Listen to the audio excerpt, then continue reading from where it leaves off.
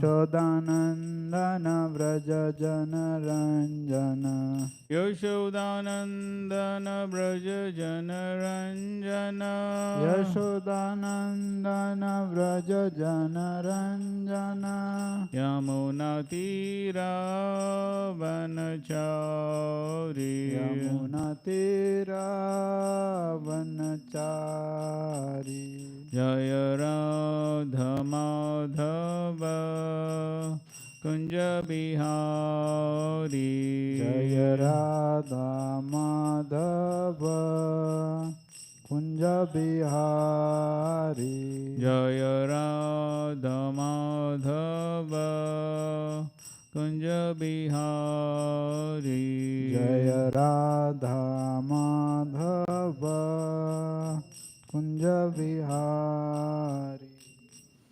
जय विष्णुपाद परमहंस परिव्राजकाचार्य अष्टोत्तर श्रीमद श्री भक्तिवेदांत स्वामी श्री प्रभुपाद की, ISKCON founder आचार्य BVT founder Shri Prabhupada की जय। विष्णुपाद परमहंस परिव्राजकाचार्य अष्टोत्तर श्रीमद भक्ति सिद्धांत ठाकुर श्री प्रभुपाद की, अनंत कोटि वैष्णव वृंद की, नामाचार्य श्री हरदास ठाकुर की, प्रेम से गौर श्री कृष्ण चैतन्य प्रभु नित्यानंद श्री अद्वैत गदाधर शिवासादि गौर भक्त वृंद की, श्री राधा कृष्ण गोप गोपीनाथ श्याम कुंड राधा कुंड गिरी गोवर्धन की, वृंदावन धाम की, मायपुर नवदीप धाम की, जगन्नाथपुरी धाम की, गंगामय की, यमुनामय की, भक्ति देवी की, तुलसी महारानी की, समेत गौर भक्त वृंद की। All glories to assembled devotees, Hare Krishna. All glories to assembled devotees, Hare Krishna. All glories to assembled devotees, Hare Krishna. All glories to Sri Guru and Gauranga. Om Namo Bhagavate Vasudevaya. Om Namo Bhagavate Vasudevaya. Om Namo Bhagavate Vasudevaya. Narayanam Namaskritya Naram Chaiva Narottamam Devam Saraswatim Vyasam Tato Jayamudiraye Nashraprayesha Bhadreshu Nityam Bhagavata Sevaya Bhagavatyuttama Shloke Bhaktir Bhavati Naishriki. Om Jnanatimirandasya Jnananjana Shalakaya Chakshurunmilitam Yena Tasmai Shri Gurave Namaha. Shri Chaitanya Manobhishtam Sthapitam Yena Bhutale Swayam Rupa Kadamayam Dadati Swapadantikam Vandeham Shri Guru Shri Yuta Padakamalam Shri Gurun Vaishnavamsya Shri Rupam Sagrachatam Sahagana Raghunathanvitam Tam Sajivam Sadvaitam Savadutam Parijana Sahitam Krishna Chaitanya Devam Shri Radha Krishna Padan Sahagana Lalita Shri Vishakhanvitamsya Nama Om Vishnu Padaya Krishna Prishthaya Bhutale Srimate Bhaktivedanta Swamin Nitinamine Namaste Saraswate Deve Gauravani Pracharine Nirvishesha Shunyavadi Pashatya Deshatarine Namo Mahavadanyaya Krishna Prema Pradate Krishnaya Krishna Chaitanya Namane Gauratvishe Namaha. He Krishna Karuna Sindho Deenabandho Jagatpate Gopesha Gopika Kanta Radha Kanta Namostute Tapta Kanchana Gaurangi Radhe Vrindavaneshwari Vrishabhanu Sute Devi Pranamami Hari Priye. Vanchakalpatarubhyascha kripa sindhubhya eva cha patitanam pavanebhyo vaishnavebhyo namo namaha. Jai Shri Krishna Chaitanya Prabhu Nityananda Shri Advaita Gadadhar Shrivasadi Gaur Bhaktavrinda. Hare Krishna Krishna Krishna Hare Hare Hare Rama Rama Rama Hare Hare. Hare Krishna. Chapter 21, Instructions by Maharaj Prithu. Okay. So before we come to the instructions, there are many other verses. So we will go through them rapidly. Okay, first verse. Maitreya Umacha Mauktike Kusuma Sragbhir Dukule Swarna Korane Mahasurabbhibhir dhuper manditam tatra tatra vai. The great sage Maitreya told Vidura, when the king entered a city, it was very beautifully decorated to receive him with pearls, flower garlands, beautiful cloth, and golden gates, and the entire city was perfumed with highly fragrant incense. So, after the performance of the yajna, of course, the 100th one he didn't finish. So, the king is returning back to his city, and it has been beautifully decorated. So Prabhupada writes here, thus Vedic civilization recommends opulence and decoration with these natural gifts of the Supreme Personality of Godhead. Such opulence immediately changes the condition of the mind and the entire atmosphere becomes spiritualized. Okay, so you'll find many places in the Bhagavatam where the reception, all natural things are used. No artificial things, no balloons and this and that. So we should also stick to this, whatever is told over here. We should also stick to this way of decoration and reception. We don't have to become so-called modern. ठीक है, आगे पढ़िए आप लोग अभी. Right translation.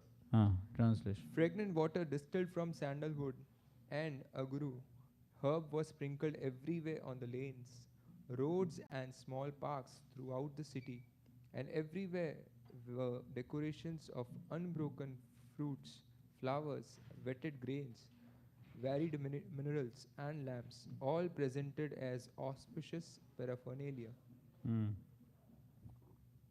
दो पढ़िए और दो तीन पढ़िए. At the street crossings, there were bunches of fruits and flowers, as well as pillars of banana trees and betel nut branches.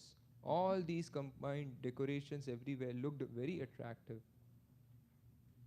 As the king entered the gate of the city, all the citizens received him with many auspicious articles like lamps, flowers, and yogurt. The king was also received by many beautiful unmarried girls whose bodies were bedecked with various ornaments, especially with earrings which collided with one another. So Prabhupada writes that so all these are auspicious paraphernalia according to Vedic civilization for receiving a prominent guest like a bridegroom, king, or spiritual master. Similarly, a welcome offered by unmarried girls who are internally and externally clean and are dressed in nice garments and ornaments is also auspicious. Kumari or unmarried girls untouched by the hand of any member of the opposite sex are auspicious members of society. Very difficult to find these days.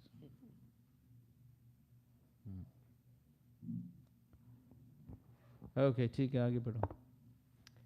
When the king entered the palace, conch shells and kettle drums were sounded. Priests chanted Vedic mantras and professional reciters offered different prayers. But in spite of all this ceremony to welcome him, the king was not the least bit affected. So Prabhupada writes, the reception given to the king was full of opulence, yet he did not become proud. It is said, therefore, that great personalities of power and opulence never become proud. And the example is given that a tree which is full of fruits and flowers does not stand erect in pride, but instead bends downwards to show submissiveness. This is a sign of the wonderful character of great personalities. So no pride. Amanitvam, adambitvam. So why a devotee becomes prideless? What is the philosophy? Okay, yes, that's correct. So a devotee recognizes Krishna's greatness, and in comparison to Krishna's greatness, one recognizes that I am insignificant. So the less realization one has of Krishna's greatness, one thinks I am great. So, what is the definition of humility? Prabhupada gives in the same verse, amanitvam. Yes, good. Not to be anxious to have the satisfaction of being honored by others. So everyone can memorize this definition of humility. So not to be anxious, not to have the satisfaction of being honored by others. So this is humility. So otherwise, one feels very satisfied when one is honored. If one doesn't get sufficient honor and respect, one feels dissatisfied. So one's satisfaction, dissatisfaction should not come from that, because all respect is meant for Guru and Krishna, not oneself. So if one is not anxious for receiving respect, then whether one receives it or not, one will be undisturbed. But we offer respects to others. Amanina, manadena. So that is the standard of a devotee. We already discussed about pratisthasha and all that. So tree which is full of fruits and flowers. So what is the analogy? So who is the tree with fruits and flowers? Learned person. Somebody having PhD.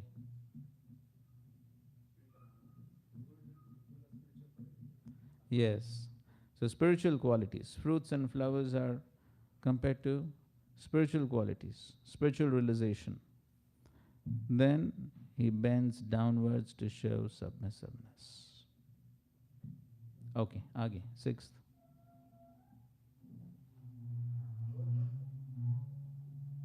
Both the important citizens and common citizens welcomed the king very heartily, and he also bestowed upon them the desired blessings.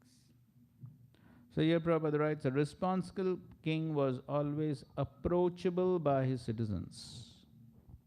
Generally the citizens, great and common, all had an aspiration to see the king and take benedictions from him. The king knew this, and therefore whenever he met the citizens, he immediately fulfilled their desires or mitigated their grievances. So the king has to be approachable. Not that the leader is sitting somewhere in a tower and nobody can approach. So a leader should be approachable.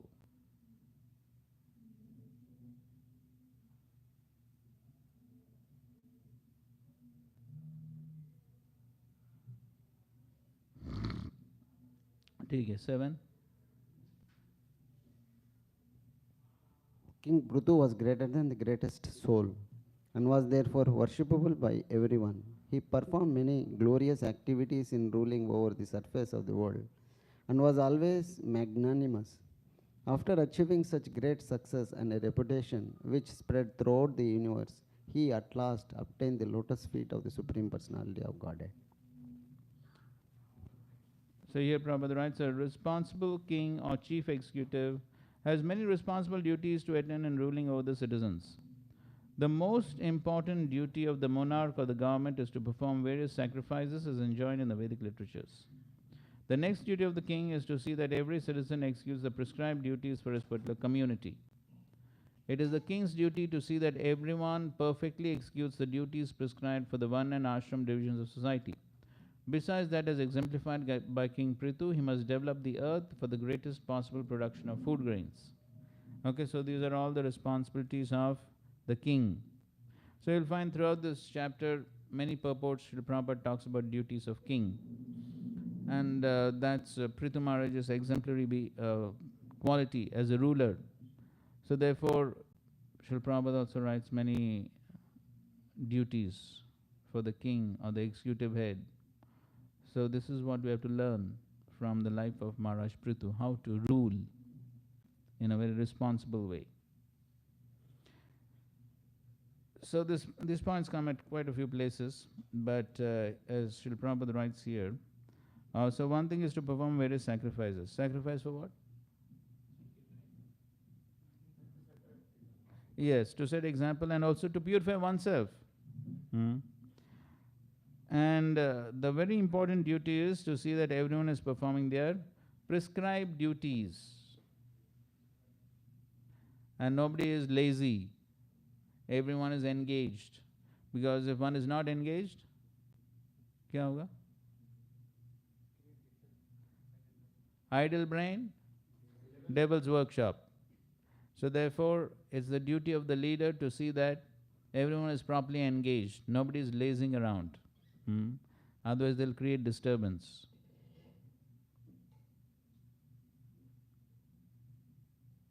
And also provide the citizens with all the basic necessities, food especially, grains.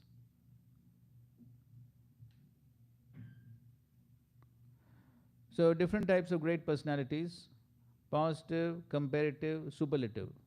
But here Prithu Maharaj has been described as Mahattamaha, greater than the greatest. Mahattama. So then he says about Parampadam, or the Vaikuntha planets can be achieved only by devotional service. The impersonal Brahman region is also called Parampadam, but unless one is attached to the personality of Godhead, one must again fall down to the material world from the impersonal Parampadam situation. Aruya Krishnena Parampadam Tata Patanti Adha. Okay, next. Suta Goswami continued, O Saunaka, leader of the great sages, after hearing Maitreya speak about the various activities of King Prithu, the original king, who was fully qualified, glorified, and widely praised all over the world, Vidura, the great devotee, very submissively worshipped Maitreya Rishi and asked him the following question. Okay, so now Vidura is going to ask some question to Maitreya. Okay. Vidura said, My dear Brahmana Maitreya, it is very enlightening to understand that King Prithu was enthroned by the great sages and Brahmanas. All the demigods presented him with innumerable gifts, and he also expanded his influence upon personally receiving strength from Lord Vishnu. Thus, he greatly developed the earth. Right. So Maharaj Prithu greatly developed the earth. Okay, go ahead. You only read, everyone read two. Maharaj Prithu was so great in his activities and magnanimous in his method of ruling that all the kings and demigods on the various planets still followed in his footsteps. Who is there who will not try to hear about his glorious activities? I wish to hear more and more about Prithu Maharaj because his activities are so pious and auspicious. Okay, so Vidura is very eager to hear more about Prithu Maharaj. Prabhupada writes, Saint Vidura's purpose in hearing about Prithu Maharaj over and over again was to set an example for ordinary kings and executive heads. You should all be inclined to hear repeatedly about Prithu Maharaj's activities in order to also be able to rule over their kingdoms or states very faithfully for the peace and prosperity of the people in general. Okay, so therefore this section of Prithu Maharaj is very important for all executive heads, leaders, spiritual leaders, for everyone, because Prithu Maharaj has been empowered, and so therefore he has set very ideal example, and therefore one should carefully go through this section of Prithu Maharaj in order to understand how to rule properly. And then Prabhupada says, unfortunately at the present moment no one cares to hear about Prithu Maharaj. Okay, Aage 11. The great saintly sage Maitreya told Vidura, My dear Vidura, King Prithu lived in the tract of land between the two great rivers, Ganges and Yamuna. Because he was very opulent, it appeared that he was enjoying his destined fortune in order to diminish the results of his past pious activities. Yeah, so he had great opulence, he was enjoying. So it appeared as if he was reducing his past pious activities by enjoying. But of course for a devotee there is no pious and impious. Karmani nirdahati kintu cha bhakti vajham. For devotees, the results of past pious and impious activities are nullified by the Supreme Personality of Godhead. The word arabdhan eva mean as if achieved by past deeds. But in the case of Prithu Maharaj, there was no question of reaction to past deeds, and thus the word eva is used here to indicate comparison to ordinary persons. It appeared like, but that was not the case. Bhagavad Gita, Lord says, Avajananti Mamuda. So sometimes people misunderstand. The Supreme Godhead, his incarnations or his devotees may pose themselves as ordinary men, but they are never to be considered as such. Nor should an ordinary man not supported by authorized statements of the Shastras and Acharyas be accepted as an incarnation or devotee. ठीक है. Next.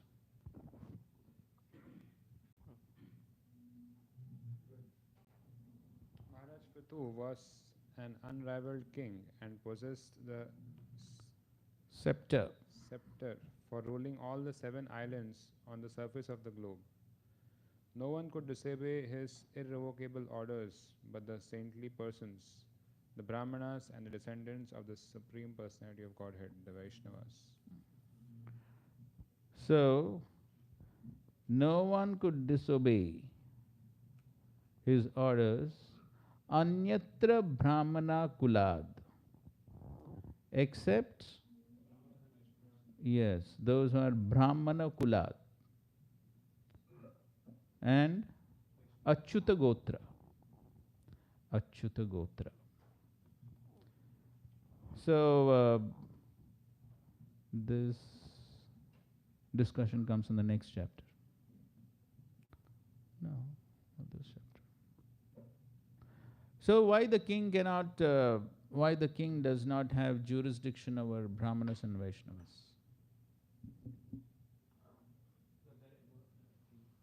They're above the king. So? हाँ. ठीक है, Krishna is directly ruling them. ठीक है.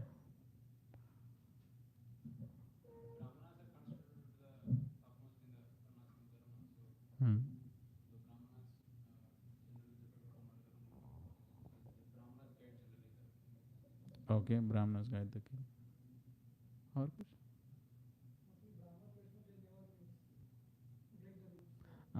That's the important point. So the Brahmanas and the Vaishnavas, they always follow the scriptures. Correct? Qualities of Brahmana, Bhagavad Gita. Shamadama, Tapa, Shaucham, Shantir, Arjavam, Jnana, Vijnana, Astikyam. These are qualities of Brahmana. So they are supposed to have Jnana, Vijnana, knowledge, realized knowledge. So, firm faith in the Supreme Lord, Astikyam. So therefore the Brahmanas and Vaishnavas never go against the scriptures. So management is, when is management required? Yes. When somebody is disobeying the orders, then management is required. Then king is required to correct them, bring them on track. So for them, the king is required. But the Brahmanas and Vaishnavas are always supposed to be following the injunctions of the scriptures. So because they always follow, therefore they are not under the jurisdiction of the king. So that is the ideal standard of Brahmanas and Vaishnavas. The same principle applies here also. So if all devotees perfectly follow Guru, Sadhu, Shastra, what's the need of management?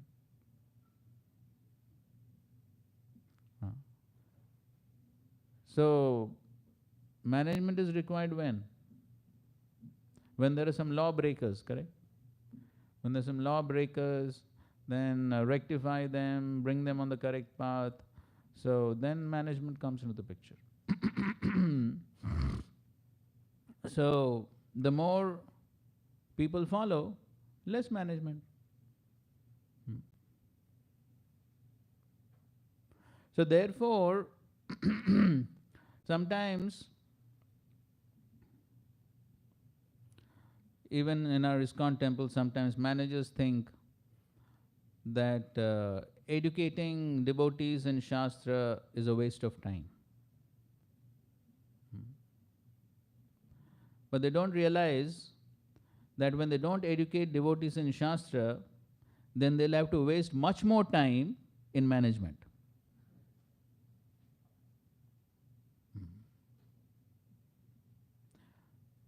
So therefore, in the Vedic times, Brahmanas, Kshatriyas, Vaishyas, everyone was sent to Gurukul.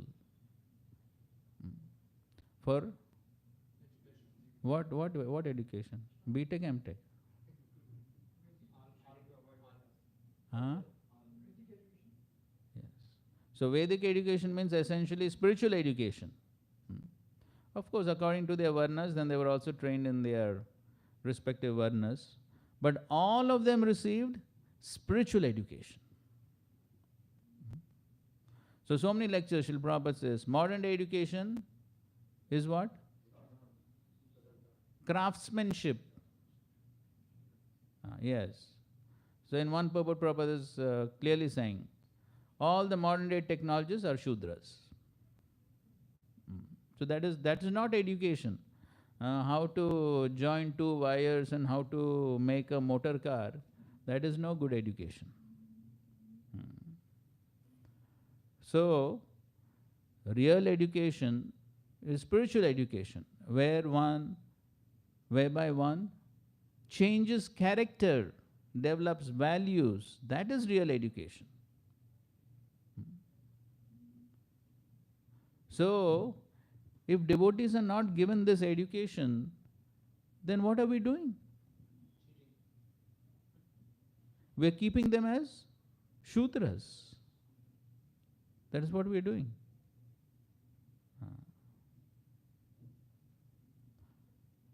So therefore, Srila Prabhupada's standard was at least everyone should attend Bhagavatam class and Bhagavad Gita class daily. That was Srila Prabhupada's basic minimum standard. For everyone. Everyone. You find any references that these classes are only meant for temple residents or this one or that one? No, these instructions are for everyone. Whether one is inside the temple, outside the temple, grihasthas, brahmacharis, for everyone this was a rule. So everyone has to follow. This is basic minimum. And of course, in addition, Srila Prabhupada only wanted all these courses also. Nobody has invented them. This is all Prabhupada's desire.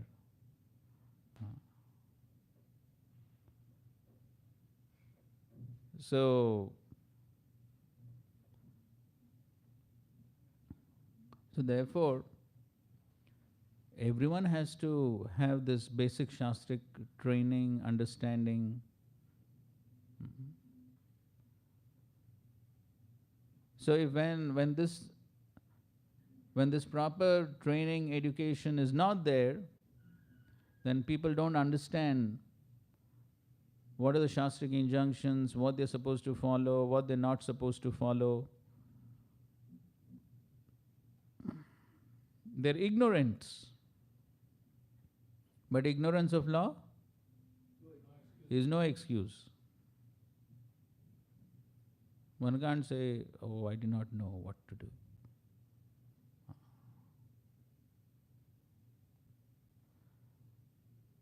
And so there has to be this proper education for everyone.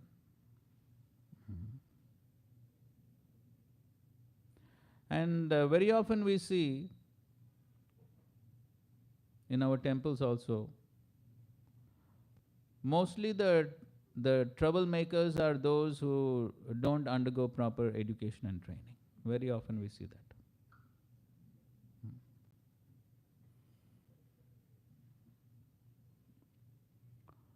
And therefore it's very important that the leaders emphasize and make sure that everyone goes through it.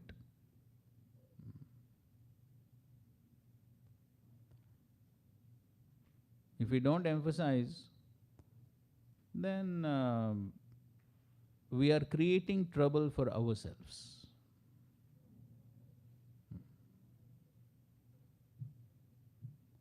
then we may think, oh, this is waste of time or whatever. But then we will see much more time will be wasted in solving so many managerial issues, conflicts, problems. Hours and hours are spent. But sometimes leaders think, oh, that's part of our duty.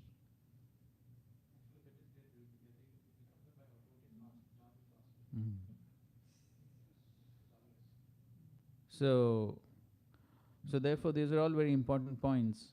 And it's the duty of the king, the duty of the leader, to see that all these aspects are being taken care of. And that's what Srila Prabhupada. Yes,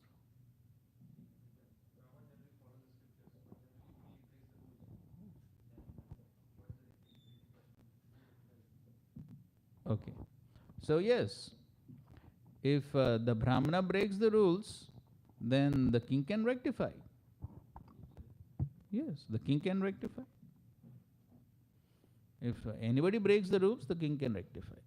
Otherwise, it's not that they are free. But the point is that normally they will not break the rules.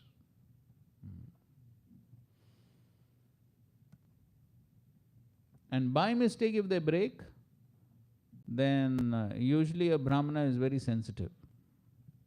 Then he himself will do some pashatap. He will take up some repentance and he'll rectify himself. Ideal Brahmana. We're not talking about Kali Yuga Brahmanas. So ideal Brahmana, that is the standard. Actually, Brahmana does not require any punishment. A Brahmana, even if he commits a mistake, a small indication is sufficient. Somebody just gives a little indication, you will understand. I have done something wrong. So that is the standard of Brahmana. Brahmanas, in the ideal sense, don't have to be corrected, chastised. All that is not required.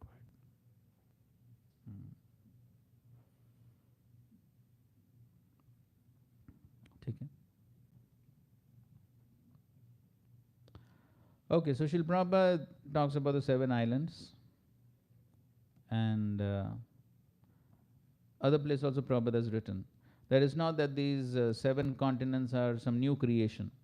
They have been there since the time of Prithu Maharaj. That's what Prabhupada writes. It's clearly mentioned here that in those days, not only were all the different parts of the world known, but they were ruled by one king.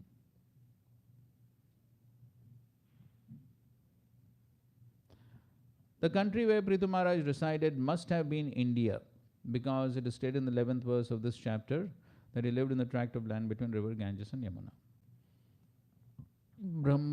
Brahmavarta consists of what is known in the modern age as portions of Punjab and northern India.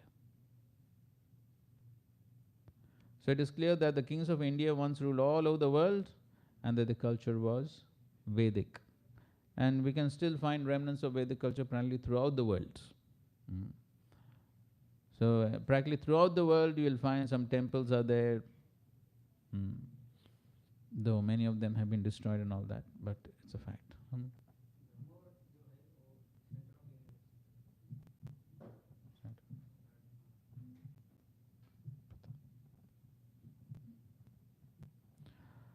The word Askhalita indicates that orders by the king could not be disobeyed by anyone in the entire world. Such orders, however, were never issued to control saintly persons or the descendants of the Supreme Personality of Godhead, Vishnu. The Supreme Lord is known as Achyuta. He's quoting Bhagavad Gita, Senayor Ubhayor Madhya. So, Achyuta refers to one who does not fall because he is never influenced by the modes of material nature. When a living entity falls down to the material world from his original position, he becomes Achyuta, which means that he forgets his relationship with Achyuta. Next paragraph. Different gotras or family designations are distinctions in terms of the material body, But when one comes to Krishna consciousness, he immediately becomes one of the Achyuta Gotra, or descendants of the Supreme Personality of Godhead, and thus becomes transcendent to all considerations of caste, creed, color, and nationality. Prithu Maharaj had no control over the Brahmana Kula, which refers to the learned scholars in Vedic knowledge, nor over the Vaishnavas, who are above the considerations of Vedic knowledge. It is therefore said, Arche Vishnu Shiladhi Gurushu Naramatir Vaishnave Jati Buddhi Vishnurva Vaishnavanam Kali Mala Mathane Padatirte Ambu Buddhi Shri Vishnu Namni Mantre Sakala Kalusha He Shabdha Samanya Buddhir Vishnu Sarveshwareshe Tad Itara Samadhir Yasya Va Naraki Sa. We usually quote parts of this, but this is the entire verse Prabhupada is quoting from the Padma Purana.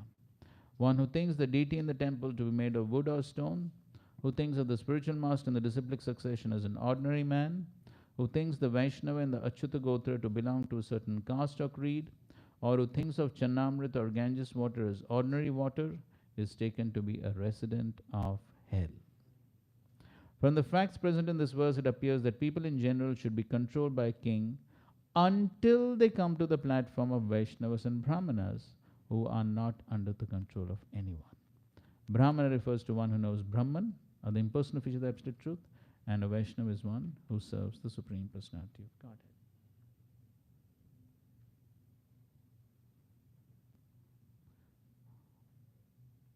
Okay, you can continue to read. Next verse, 13. Once upon time, King Prithu initiated the performance of a very great sacrifice, in which great saintly sage Brahmanas, demigods from higher planetary systems, and great saintly kings known as Rajarshis all assembled together.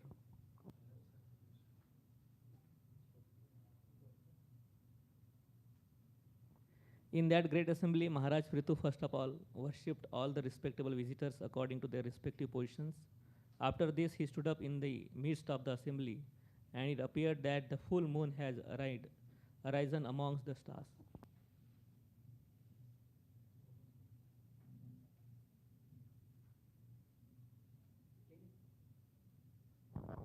King Prithu's body was tall and sturdy, and his complexion was fair. His arms were full and broad, and his eyes as bright as the rising sun. His nose was straight. His face very beautiful. His personality grave. His teeth were set beautifully in his smiling face. The chest of Maharaj Prithu was very broad. His waist was very thick, and his abdomen, wrinkled by lines of skin, resembled in construction a leaf of banyan tree. His navel was coiled and deep. His thighs were of a golden hue, and his instep was arched.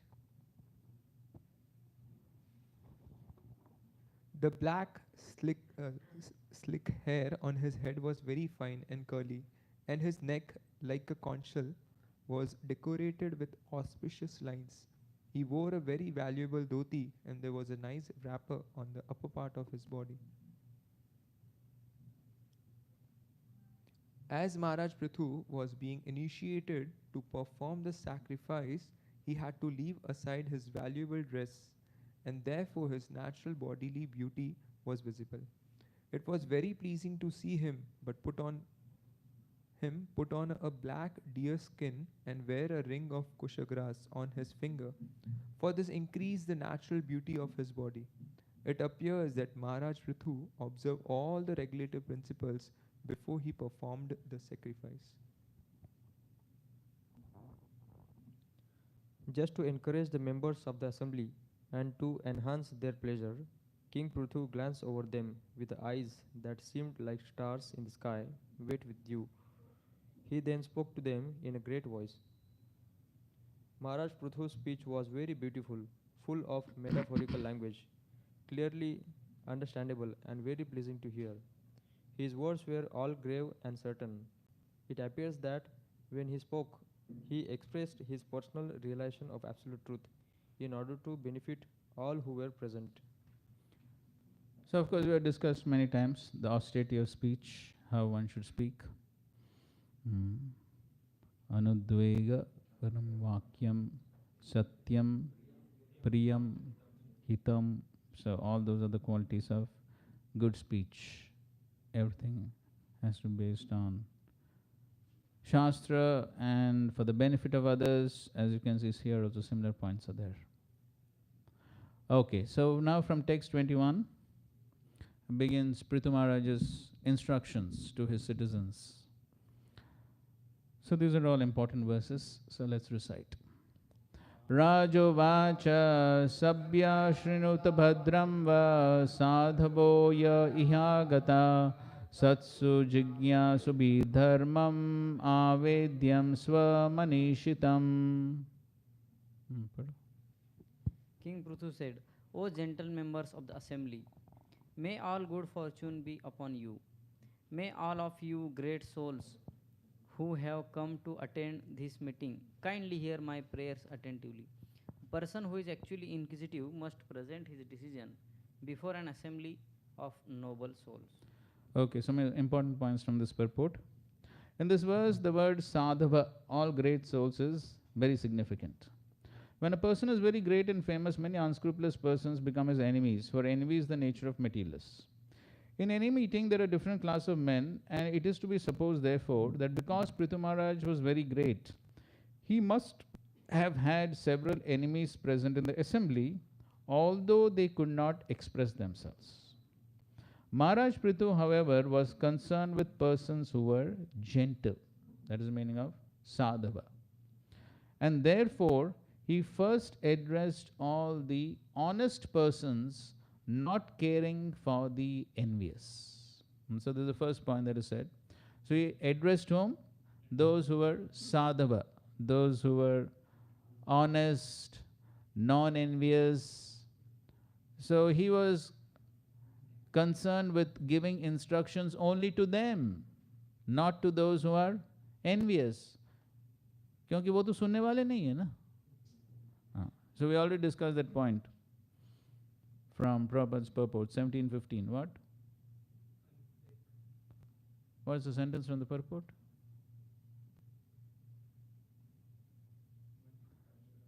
One should not, the teacher should not instruct anyone who is not his student. So that means a student is one who is supposed to be, yes, non-envious. अब इसीलिए तो आया है ना वो. अगर envious है तो वो क्यों सीखने के लिए आएगा?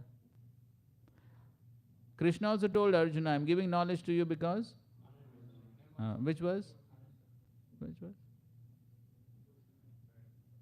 9th chapter, first verse. Anasuyave. And also bhakto sime sakha cheti rahasyame taduttamam.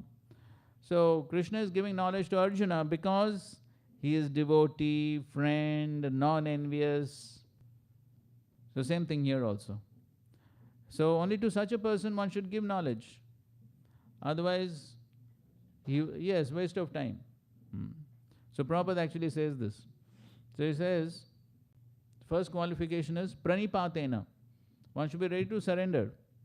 So Srila Prabhupada says in one lecture, if you approach a saintly person, but you do not want to surrender, you do not want to listen to him, then why waste your time and his time?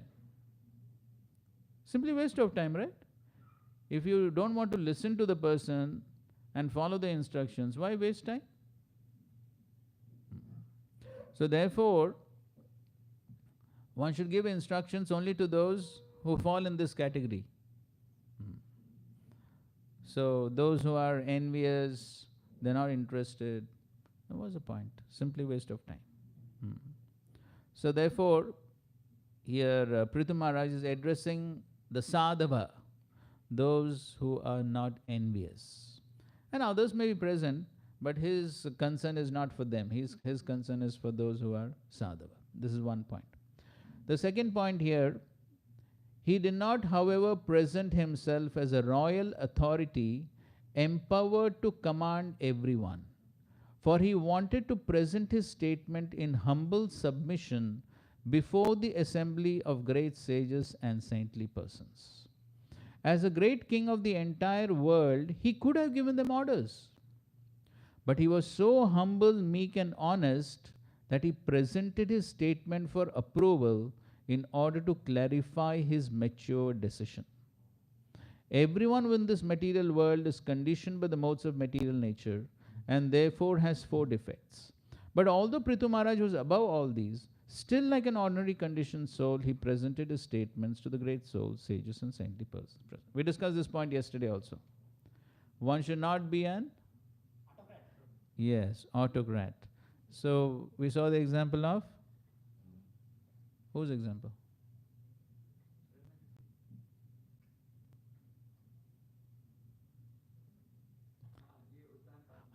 Yes. So when King Uttanapad was to appoint Dhruva on the throne, he consulted ministers, public opinion, yes, self-examination. So even though these monarchs had unrivaled authority, they could just pass orders. No one was there to question them. So not that there has to be a vote and it has to be passed by majority. No, nothing like that.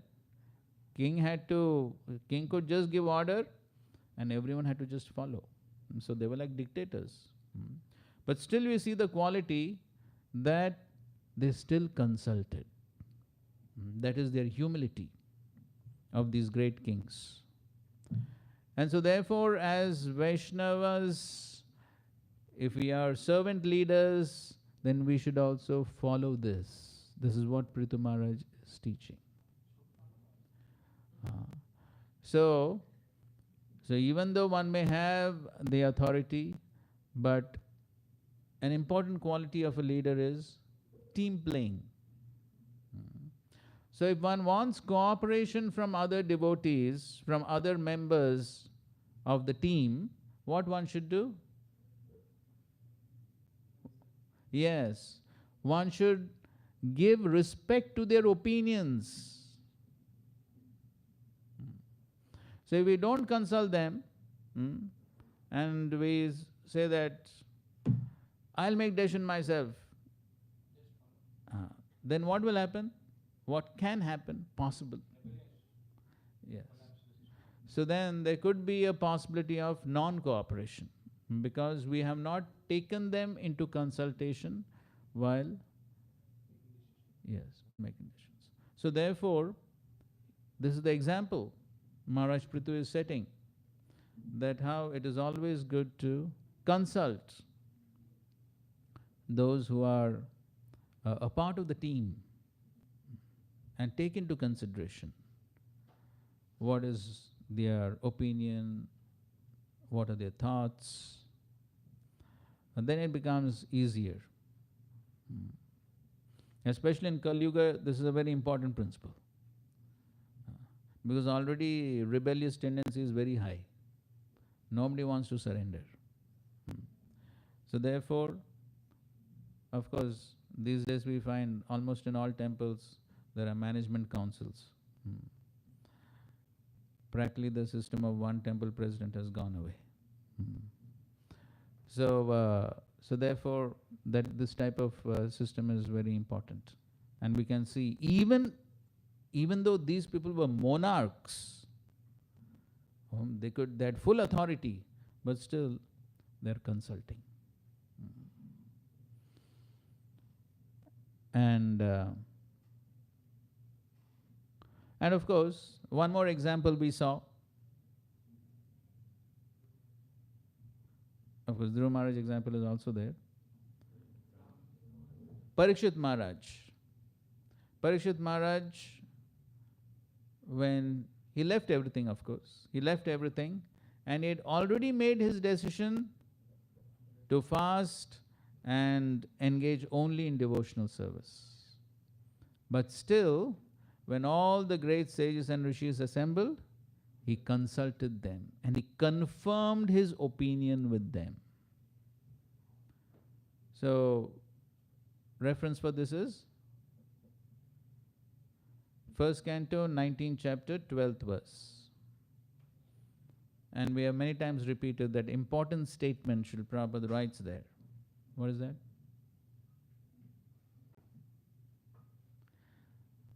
कुछ statements याद रखना चाहिए. Some of these Prabhupada statements are very important. हाँ बताओ, देख के बताओ. Let everyone repeat. Any important decision, however firmly fixed, should be confirmed by some authority. That makes the matter perfect. So any important decision, however fixed, matlab I am already fixed in going ahead with that decision. Like Parikshit Maharaj, he was already fixed. But still should be confirmed with some authority. That makes the matter perfect. And so we find all these great kings following that example, following that system, even though they were autocrats, but still they followed the system. So that is what Prithu Maharaj is doing here also. So he is presenting his statements to all the great soul sages, saintly persons present there. Okay, 22nd. Just 1 second.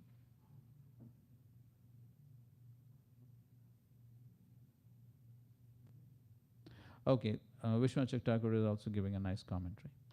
So he says, the king addresses the devotees. My object is not the others who have gathered here. I cannot give instructions or orders to you, since I am the king, but rather I should ask you for instructions and orders. Since there is a devotee association here, the inquisitive should reveal topics of dharma after considering them carefully, since they cannot come to a conclusion by themselves. So he's especially referring to a devotee association. Okay, 22nd. Aham danda dharo raja prajanamiha yojitah rakshita vrittida sveshu setushu sthapita pritak. King Prithu continued, by the grace of Supreme Lord, I have appointed the king of this planet, and I carry the scepter to rule the citizens, protect them from all danger, and give them employment according to their respective positions, the social order established by Vedic injunctions. Scepter means rod. Rajdanda. Danda dharo.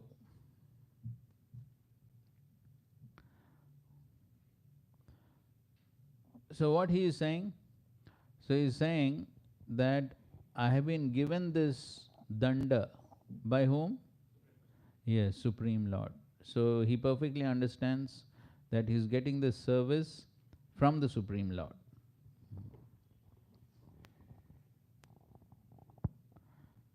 And so therefore it is his duty to protect the citizens from danger and give them employment. So two duties of the kings. One is Rakshita and the second is Vrittidaha, Vritti. So Vritti also means money. Vrittidaha. So money comes from employment. So Prabhupada translates Vrittidaha as employer. So basically these are the two duties of the king, to give protection and to give employment, according to the Varnashram system. So Prabhupada writes, a king is supposed to be appointed by the Supreme Personality of Godhead to look after the interests of his particular planet. So that applies to everyone.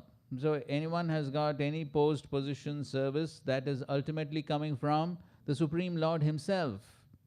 So that should be actually the consciousness and the perception, as we were discussing this yesterday also. So we should not think, oh, this particular person is giving me this service, especially in a spiritual society. Hmm. So, because ultimately it's all coming in parampara, right? So we should always see the connection in parampara from the Supreme Lord Himself. So if one sees that connection, then it becomes easy to do the service in the proper consciousness. Because just think about it. If Srila Prabhupada himself would come here and give each one of us a service, hopefully we'll take it seriously, right?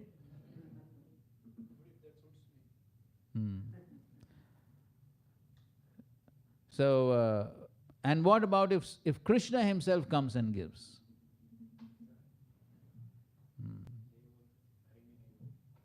So, therefore, one should always see the connection. So, if one sees the connection, then one will be able to do the service in the proper consciousness. So, that's what the king, so he also has to understand that he is in that position of king. That post has been given by Supreme Lord Himself. So then, if one is in that consciousness, then there's less possibility of becoming proud. Right.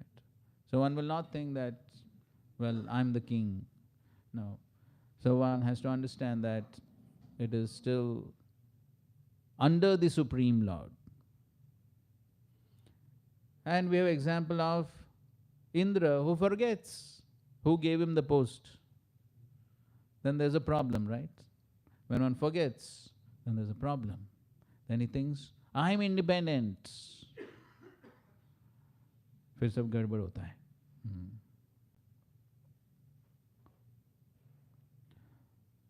According to Vedic system, the king is considered representative of Godhead and is offered respects by the citizens as God in the human form of life, Naradev.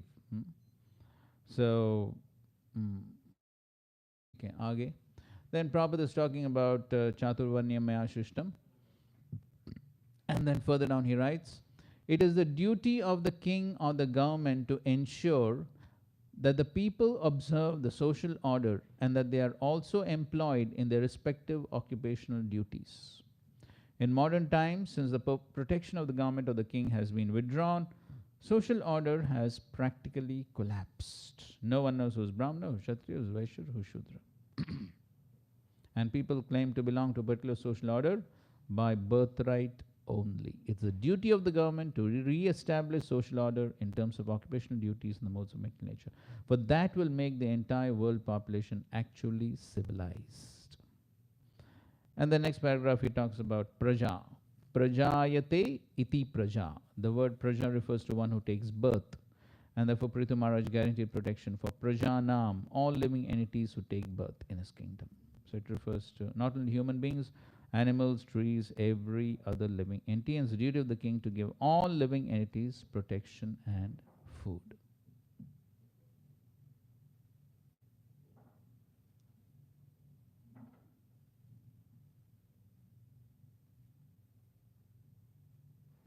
Okay, one nice point Vishwanath Thakur says. So he says, talking about this danda. So he says, I hold the stick which is like medicine for curing the sickness of sinful action. So the stick is meant for rectification. So that is a medicine for the sinful action. I am employed by the Lord for protecting the citizens from thieves. I am engaged by the Lord to give occupations to the citizens. So these are the two main. And then I'm engaged by the Lord to establish respect for the rules of Varnashram. I'm carrying on my head the weight of many types of service to you. So it's all service.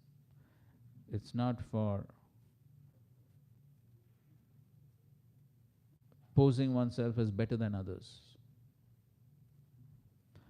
23. Tasya metad anushthanad yanahor brahmavadinah lokasyo kama sandoha yasya tushyati dishtadrek. Maharaj Prithu said, I think that upon the execution of my duties as king, I shall be able to achieve the desirable objectives described by experts in Vedic knowledge. This destination is certainly achieved by the pleasure of the Supreme Personality of Godhead, who is seer of all destiny. So now he's talking about the result of execution of duties. So he's saying, Tasya me tad anushtanat. So if I follow the duties according to Shastra that have been given by Brahmavadina, that have been given by experts in Vedic knowledge, if I follow that, then what will be the results? Tushyati dishtadrik. Tushyati dishtadrik. So dishtadrik is the seer of all destiny in the word to word. But in the translation, Prabhupada says, the Supreme Personality of God. It's because ultimately He is the controller of all destiny, of all the living entities. So He will be satisfied, tushyati. And then one can achieve that destination of the Supreme Lord. Okay, purport. Maharaj Prithu gives special stress to the word Brahmavadina by the experts in Vedic knowledge. Brahma refers to the Vedas, which are also known as Shabda Brahma, transcendental sound. Transcendental sound is not ordinary language, although it appears to be written in ordinary language. Evidence from the Vedic literature should be accepted as final authority. In the Vedic literature, there is much information, and of course, there is information about the execution of a king's duty. A responsible king who executes his appointed duty, by giving proper protection to all living entities on his planet is promoted to the heavenly planetary system. This is also dependent upon the pleasure of the Supreme Lord. It is not that if one executes his duty properly, is automatically promoted, for promotion depends upon the satisfaction of the Supreme Personality of Godhead. It must ultimately be concluded that one can achieve the desired result of his activities upon satisfying the Supreme Lord. And then he's quoting Atapam Vidvajashreshta. Samsiddhir Haritoshanam. So that is perfection. We were discussing this point yesterday also. So ultimately, the Supreme Lord should be satisfied by whatever one is doing. Otherwise, what is the use? That is the ultimate goal, to satisfy the Supreme Lord. And so here also we can see that how this Brahmavadina. So execution of my duties as king, I shall be able to achieve the described by experts in Vedic knowledge. So ultimately, whatever one does has to be in accordance to the Shastras, in accordance to the Vedas. So therefore, it is very important that one is aware of Shastric injunctions. Agar pata hi nahi to kya karega? So it's very important that especially the leaders, they are aware of the Shastric injunctions. नहीं दूसरों को क्या सिखाएंगे? खुद को पता नहीं तो दूसरों को क्या सिखाएंगे? So therefore, the leaders should be very much aware of scriptures, and in our society, it's very important that they know what are Srila Prabhupada's instructions for different fields, for different services, what are Prabhupada's instructions. So all this must be very clearly known. So if one does not know, one should take the trouble to read. Otherwise, how one will guide others? So if one does not read, then the next thing that will happen is? Yes, concoction, speculation, फिर वही चलता है फिर. I think, you think. No. So therefore one should conclusively know what the Shastra has said, what Srila Prabhupada has said, because Srila Prabhupada has given so many instructions for our society within his purports, lectures, letters, conversations, so many instructions Srila Prabhupada has given. So if one does not read them, how will one know? So therefore one has to read and know. And in the current times, as we all know that Srila Prabhupada has very clearly stated that after him, who will be the main managing authority? The GBC. Ultimate managing authority will be the GBC. So the GBC is Srila Prabhupada's representative. So in the current times, it's also important, especially for leaders, to also know what are the GBC resolutions that are being passed. Because GBC resolutions means they're as good as Prabhupada's instructions. That was Srila Prabhupada's desire. So that's also important that we know. At least those who are seniors in leadership positions should know what are the GBC resolutions being passed.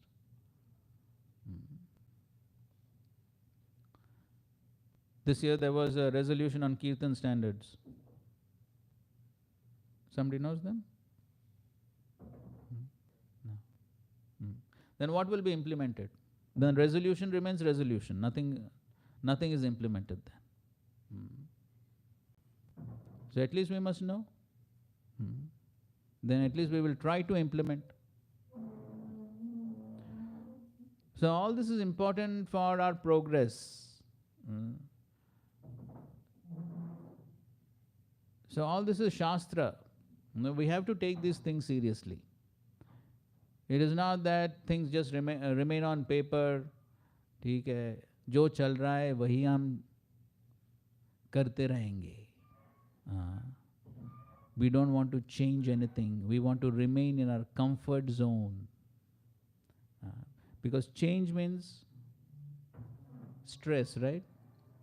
Change creates stress.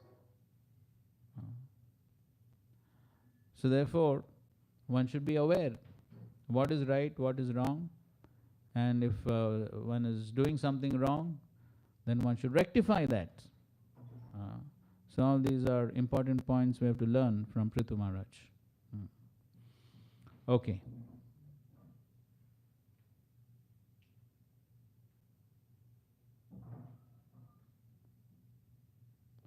So Prabhupada writes further down in the purport that everyone desires to achieve the ultimate goal of life, but in modern civilization, the great scientists think that man's life has no plan. This gross ignorance is very dangerous and makes civilization very risky. People do not know the laws of nature, which are the rulings of the Supreme Personality of Godhead.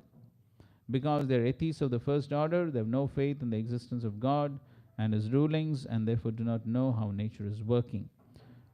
This gross ignorance of the mass of people, including even the so-called scientists and philosophers, makes life a risky situation in which human beings do not know whether they're making progress in life. So if one does not know all these things, then obviously life is very risky, because one has to face all the reactions for sinful activities and one's wrong deeds. The Krishna consciousness movement has therefore been started to give philosophers, scientists, and people in general the proper knowledge about the destiny of life. Everyone should take advantage of this movement and learn the real goal of life. And that's the reason why Srila Prabhupada wanted book distribution, so that people get the books and not just keep in their bookshelves, but people read them and get the knowledge, come out of ignorance. That is the purpose. So of course, for that, the distributors should read first. And then they can expect others to read. 24. Just one second. Okay, another interesting point here, Vishwanath Thakur, he says, I receive my monthly, seasonal and yearly wages from the Lord. So he is getting his wages, pagar.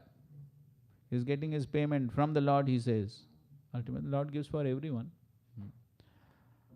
What the followers of the Vedas claim as the worlds to be attained by performance of my duties will be mine as well. These are the places I attain my next life according to my desire, and which are the fulfillment of my desires. When the Lord is satisfied with me.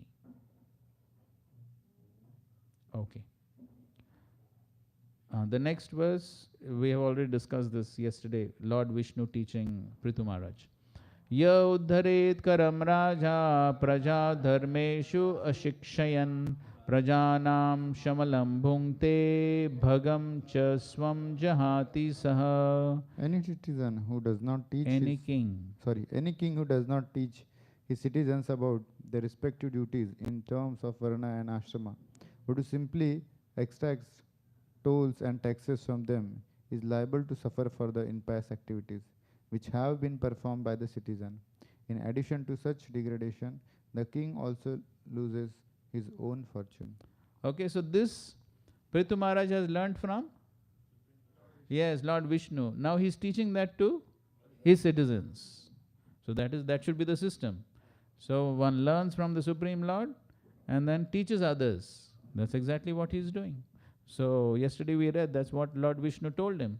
That if he simply takes taxes but does not do his duty as a king, what will happen? How much? Yes. 1/6 of the pious credits the king can enjoy of the citizens. And if he does not perform his duties, he will lose his own pious credits and take 1/6 of the sinful reactions of the citizens. So this will be the result. Same thing he's telling here also. Huh?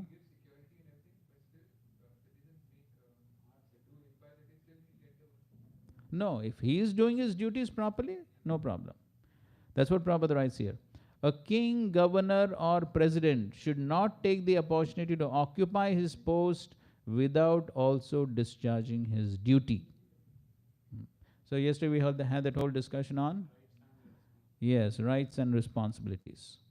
So one can enjoy rights, but at the same time perform responsibilities. He must teach the people within the state how to observe the divisions of Varna and Ashram. If a king neglects to give such instructions and is simply satisfied with levying taxes, then those who share in the collection, namely all the government servants and the head of the state. So Prabhupada is putting it from a democratic situation. So therefore he says all the government servants and the head of the state are liable to share in the impious activities of the general masses. So we were discussing this point yesterday. So therefore, it's very important for all of us to know what our respective duties are and perform those duties properly. And then Prabhupada says, the laws of nature are very subtle. Very subtle. At the same time, very strict. And then Prabhupada gives an amazing example.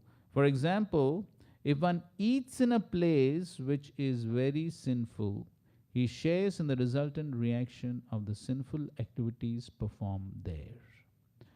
It is a Vedic system, therefore, for a householder to call Brahmanas and Vaishnavas to eat at ceremonial performances in his house, because Brahmanas and Vaishnavas can immunize him from sinful activities. But it is not the duty of rigid Brahmanas and Vaishnavas to accept invitations everywhere. There is, of course, no objection to taking part in feasts in which prasad is distributed. There are many subtle laws which are practically unknown to people in general, but the Krishna consciousness movement is very scientifically distributing all this Vedic knowledge for the benefit of the people of the world. So one has to be aware of all these things. I don't know if I told you this here. Did I tell you about Srila Prabhupada visiting Malaysia? So Srila Prabhupada went to Malaysia in 1971. Srila Prabhupada was actually on his way to Australia, but just at in the Kumbh Mela of 1970, yes. Kumbh Mela of 1970, that was the first Kumbh Mela Srila Prabhupada attended along with his Western disciples. And so at that Kumbh Mela, Balimardan Prabhu, he had written to Srila Prabhupada that there is good opportunity for preaching in Singapore. And so Malaysia, Singapore, they're neighboring countries. So in any case, so that time Srila Prabhupada, he asked the devotees there, who would like to go? And so there was two devotees who volunteered. And so there some 2-3 devotees had gone there and they'd begun preaching. And one lady, she became favorable and she wanted to give some land to devotees to construct a temple. And so whenever Srila Prabhupada heard about some land, Srila Prabhupada would be interested. And so he was going from Mumbai to Australia, but he thought, let me go and see this land in Malaysia. So that's how Srila Prabhupada went to Malaysia for about 6 days. So at that time, So our devotees, they were just staying over there, and they were trying to preach. There were no devotees as such. So when Srila Prabhupada was invited by some respectable people to stay in their places, but none of them were devotees. And so, for almost 5 days, Srila Prabhupada ate only fruits and milk. He refused to accept. So Balimadan Prabhu, his disciple, so he said, Srila Prabhupada, I will cook for you. Srila Prabhupada said, no, but this place where we are staying, this is meat eater's place. Therefore, even if you cook, I will not accept. And that's exactly what Srila Prabhupada is writing here. What is writing? If one eats in a place which is very sinful, he's not talking about eating sinful food. What he's talking about? A place which is sinful. Then he shares the resultant reaction of the sinful activities. That's exactly what he told Balimadan. He said, see, this place is meat eater's place, this house.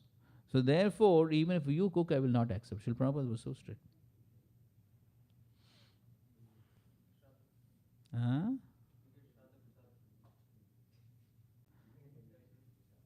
No, prasad is no problem. Therefore, Prabhupada is clarifying. No?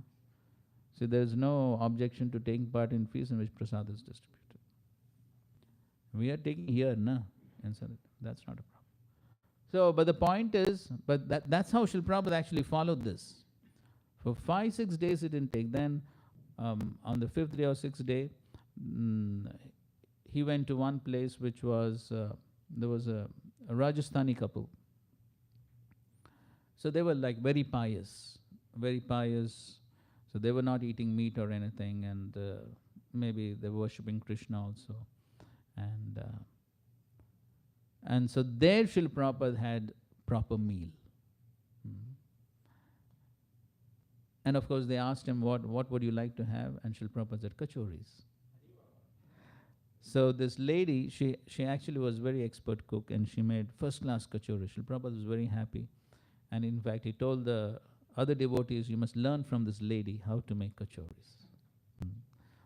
So in any case, so that's how Srila Prabhupada, he followed all this.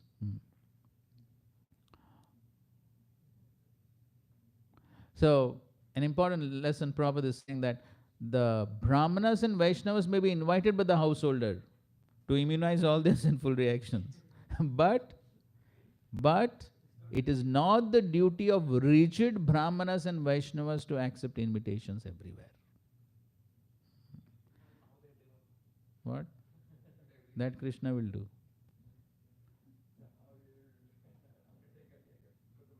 वही तो पहले खुद को बचाओ फिर दूसरों को. हाँ.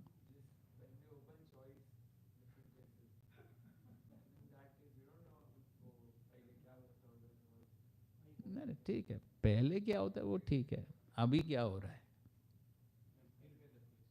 Yes, that can always be done.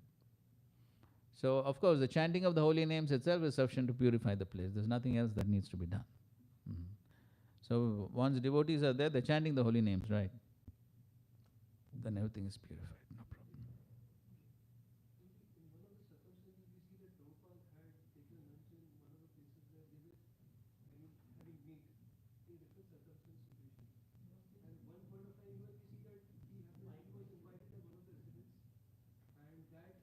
Person was having onion garlic. Okay, we know that pastime. Of course, onion garlic is not so bad as meat, isn't it? Yeah, but still, Prabhupada had food at that persons who were having meat. Still, but That I don't know. That I don't know. Maybe. Of course, initial days, of course, Srila Prabhupada was staying at Sally Agarwal with his, but then, that was totally different circumstance. Maybe. Of course, exceptions are always exceptions. Maybe there. But in general. So all these are what? The laws of nature. They're all very subtle, very strict. So therefore one should be aware of all these things. And the more we try to follow, then that will help us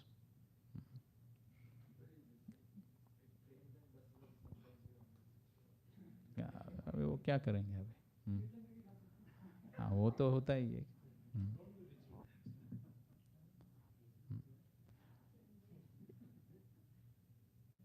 So therefore we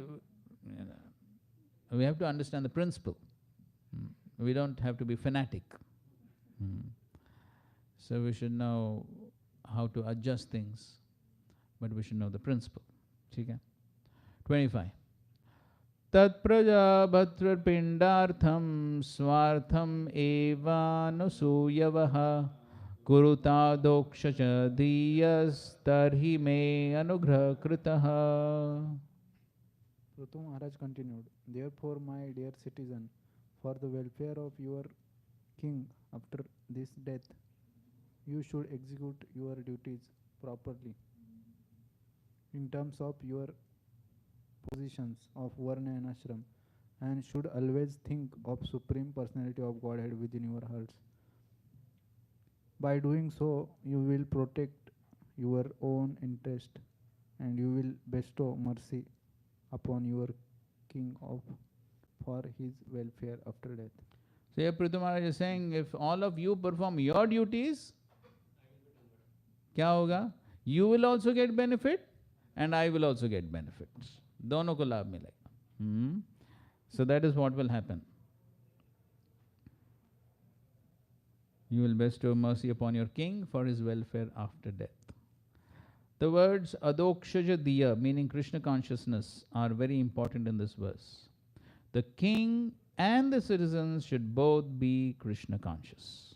Otherwise, both of them will be doomed to lower species of life after death.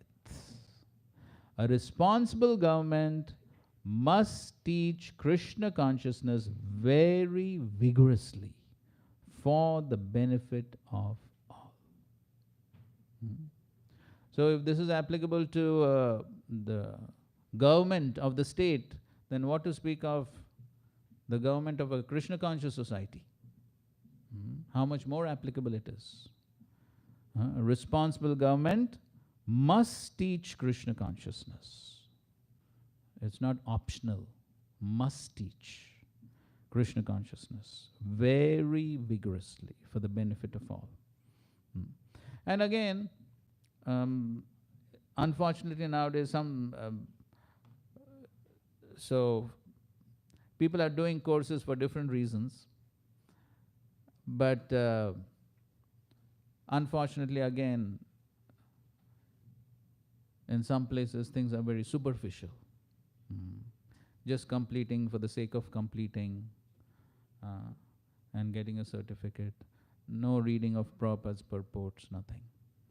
So that type of reading and studying will not help.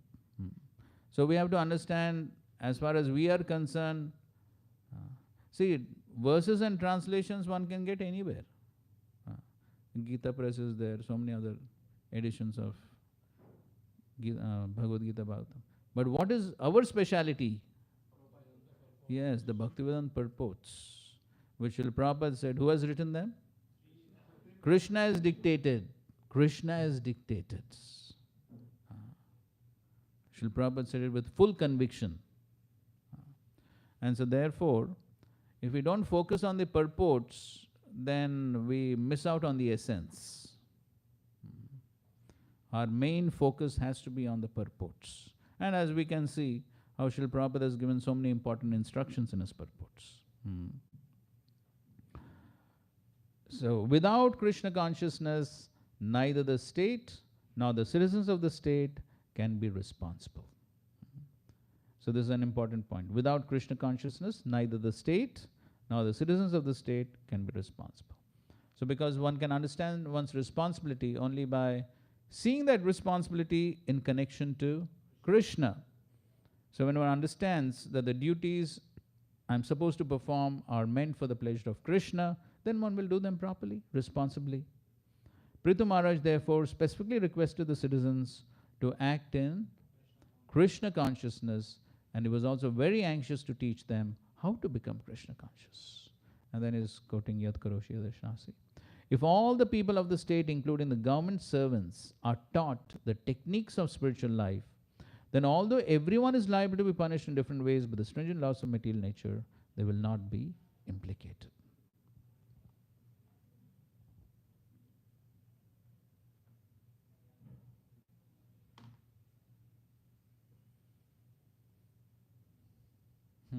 So Vishwanath Thakur writes, therefore, O citizens, like offerings after death for the person's welfare, you should do your duties for my benefit after death. If you do your duties, I will become successful. Let me not have rebirth in this world. He describes the individual duty. O persons who place their intelligence in the Lord, Adokshayadiya, worship the Lord. So that's what he's requesting as citizens. This is confirmed by the Gita statement. Mayyeva mana adatsva mayi buddhim niveshya. Fix your mind in me and place your intelligence in me. 12th chapter, 8th verse. Okay, 26. Yuyam tad anumodhadvam pitri devarshayo malaha kartu shastrur anugyatus tulyam yat pretya tatphalam. I request all the pure-hearted demigods, forefathers and saintly persons to support my proposal. For after death, the result of an action is equally shared by its doer, its director and its supporter. So therefore, he is saying that he is requesting everyone to support his proposal. What was his proposal? Yes, to follow the prescribed duties for the pleasure of Krishna. So that was what he requested all the citizens to perform. And now he is requesting all the Pitri Devarshayo, Pitris and the Devas and the Rishis to Anumodadvam, to kindly approve of this proposal. Why? Because the result of an action is shared by Kartu, Shastu and Anugyata. Anugyatu.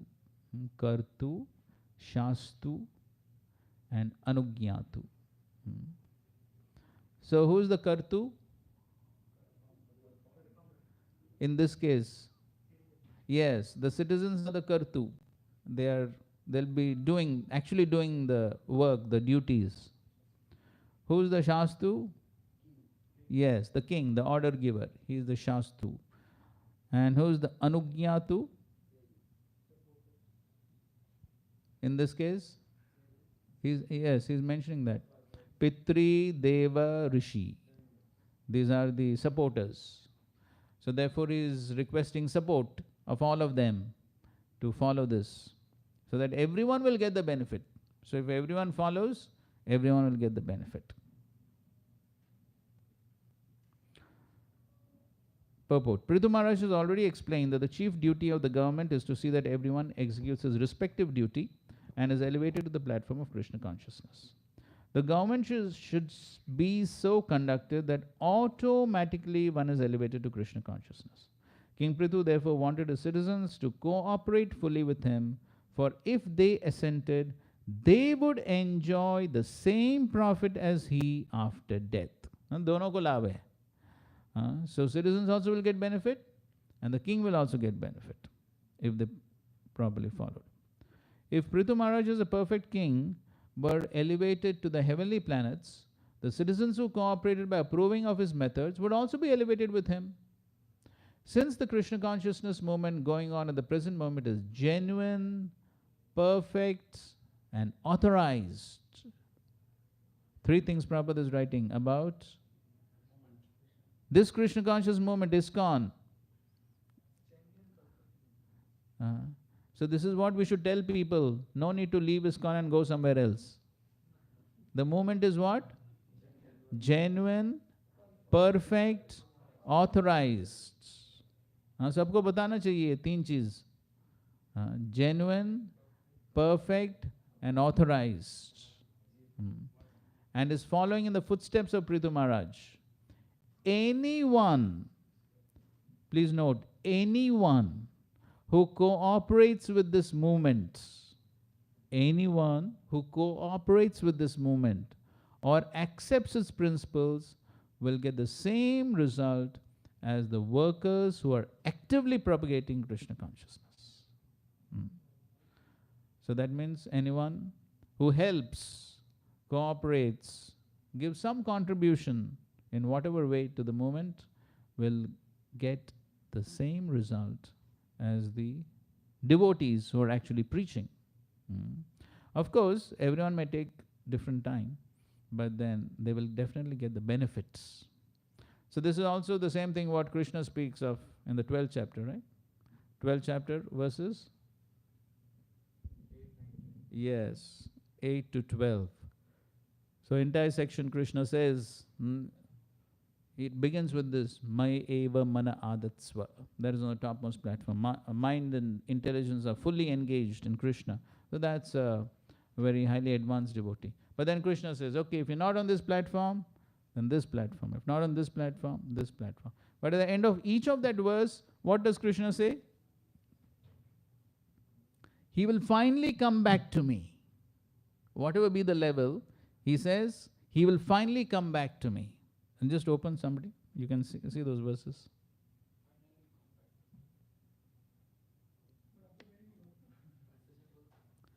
12th chapter. So that's the 8th verse.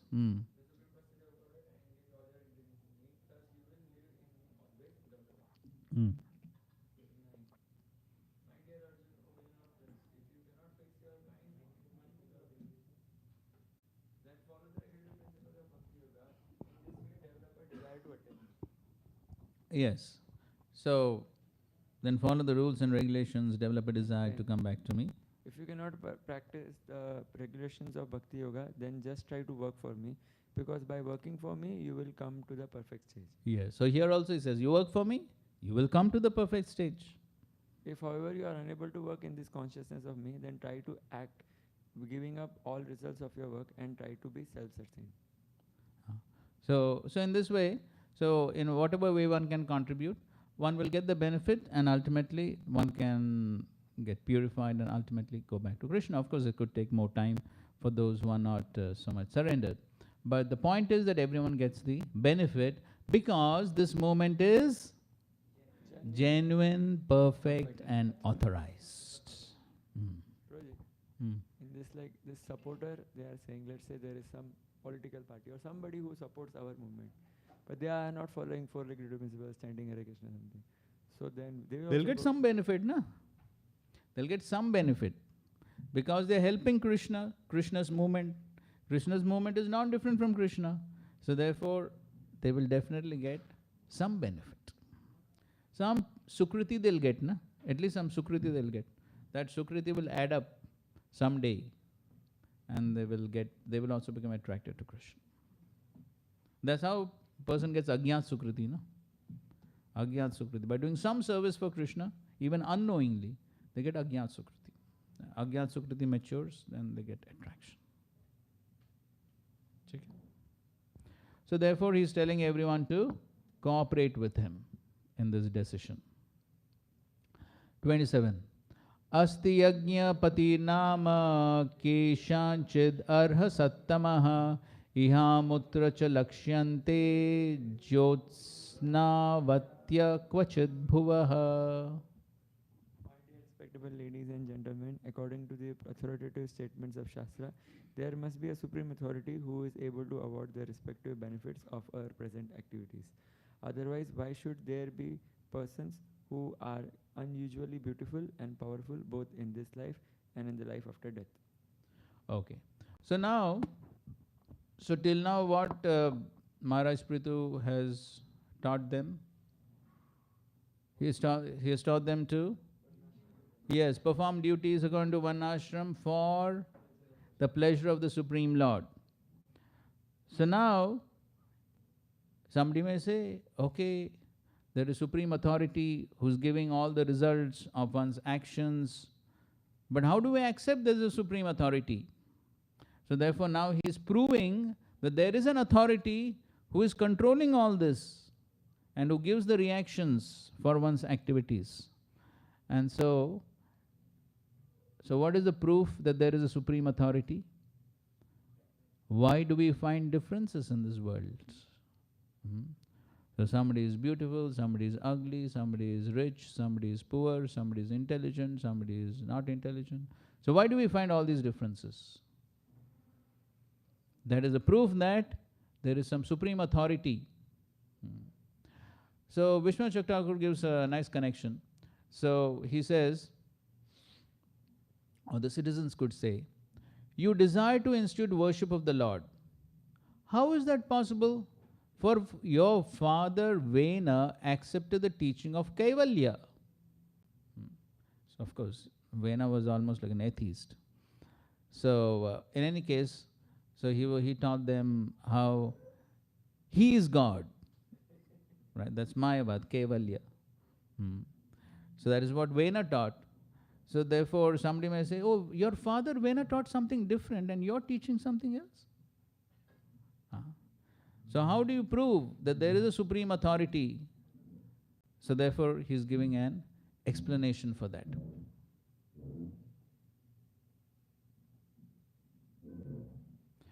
Now Prabhupada writes an important point. Prithu Maharaj's sole aim in ruling his kingdom was to raise the citizens to the standard of God consciousness. Since there was a great assembly in the arena of sacrifice, there were different types of men present. But he was especially interested in speaking to those who were not atheists. It has already been explained in the previous verses that Prithu Maharaj advised the citizens to become Adokshaja Diya, which means God conscious or Krishna conscious. And in this verse, he specifically presents the authority of Shastra, even though his father was a number one atheist who did not abide by the injunctions mentioned in the Vedic Shastras. So you see, Srila Prabhupada actually follows the previous acharyas exactly. That's exactly what Vishnu Thakur has written. So same thing Srila Prabhupada is saying. So the father was an atheist who practically stopped all sacrificial performances and who so disgusted the Brahmanas that they not only dethroned him but cursed and killed him. So atheistic men do not believe in the existence of God, and thus they understand everything which is happening in our daily affairs to be due to physical arrangements and chance. So atheists believe in atheistic Sankhya philosophy and all that. So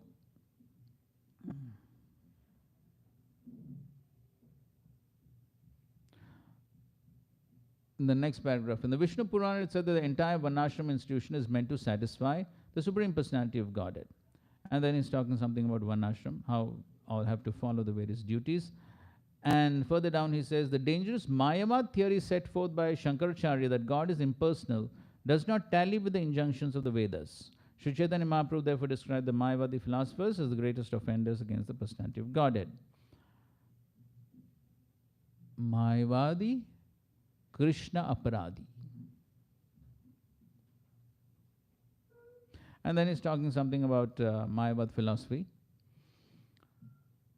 But then again he's quoting Bhagavad Gita. Swakarmana tam abhyarcha siddhim vindanti manava. By worship of the Lord, who is the source of all beings and who is all pervading, man can, in the performance of his own duty,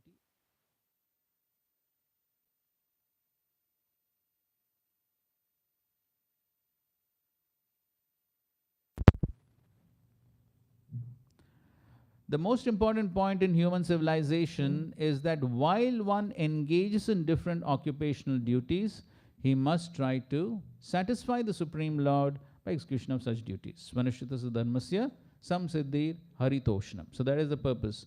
So therefore it's very important to keep this in mind, why we are performing different duties.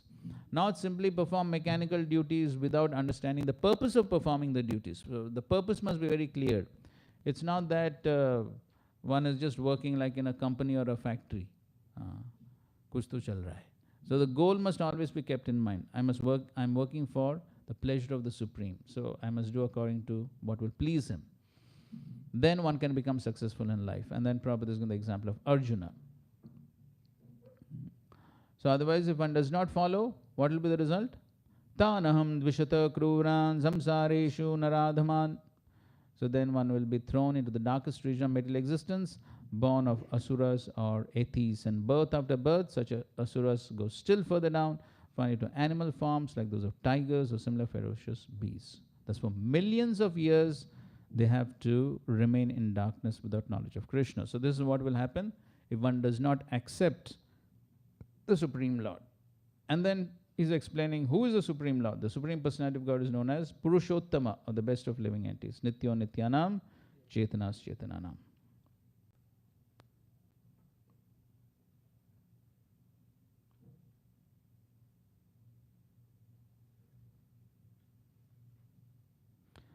Further on, Prabhupada says, the Father and the Sons are eternal, but if a living entity does not come to the platform of his eternal life of bliss and knowledge, there is no question of happiness. Prabhupada is giving a long purport to establish the presence of the Supreme Lord. A living entity may engage in any occupational duty, but if he wants to have perfection in his duties, he must satisfy the Supreme Lord.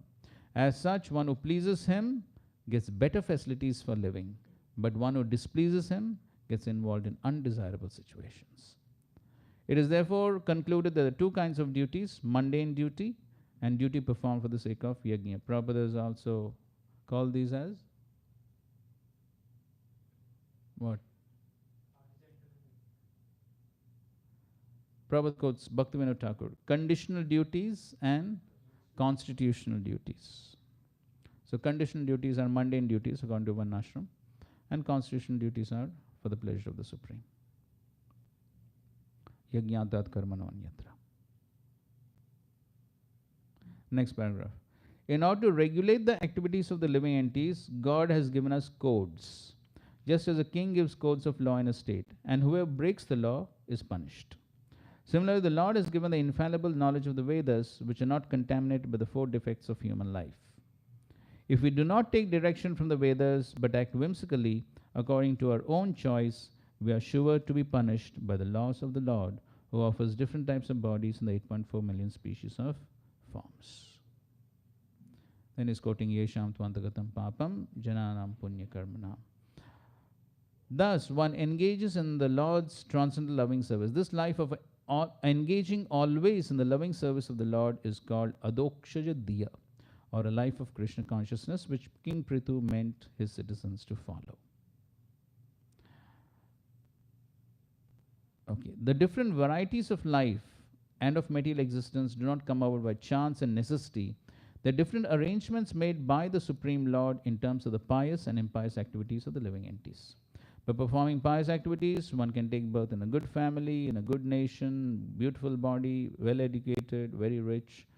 So all this is controlled. We see therefore that in different places and different planets, there are different standards of life, bodily features, educational statuses, all awarded by the Supreme Personality of Godhead according to pious or impious activities. Varieties of life therefore develop not by chance but by pre-arrangement. So nothing is happening by chance. So everything is predestined, pre-arranged. And so one should always keep in mind, if one does not follow, then one could be put into an abominable situation of suffering. There is a plan which is already outlined in the Vedic knowledge. One is to take advantage of this knowledge, mold his life in such a way that at the end, especially in the human form of life, he may go back home, back to Godhead by practicing Krishna consciousness. Now, this is very interesting. How Srila Prabhupada is sort of giving some credence, he's sort of indirectly approving the theory of chance. This is very interesting. Next paragraph. The theory of chance can best be explained in the Vedic literature by the words Agyat Sukruti. So Agyat Sukriti also means by chance, isn't it? Somehow he did something in connection to Krishna. So by chance he did. But because it was in connection to Krishna, therefore he gets Sukriti. So that is how Srila Prabhupada is saying, okay, they talk about chance theory. It's not so wrong. Prabhupada is giving some credit to the scientists. The scientists also may get some Sukriti for this. So, which refers to pious activities performed without the actor's knowledge. But these are also planned. So that means from our perspective, it appears to be accidental or by chance. But from superior perspective, that is also planned. For example, Krishna comes like an ordinary human being. He comes as a devotee like Lord Chaitanya, or he sends his representative to the spiritual master, pure devotee. This is also the planned activity of the Supreme Personality of Godhead. They come to canvas and educate, and thus a person, the illusory energy of the Supreme Lord, gets a chance to mix with them, talk with them, and take lessons from them. And somehow or other, if a conditioned soul surrenders to such personalities, and by intimate association with them chances to become Krishna conscious, he is saved from the material conditions of life. Sarvadharman Paritejam. A person who surrenders unto him by utilizing the chance to associate with the pure devotee, spiritual master, or other authorized incarnations of God, like Prithu Maharaj is saved by Krishna, then his life becomes successful. So in this special Prabhupada is proving the presence of higher powers, superior authority, the presence of the Supreme Personality of Godheads.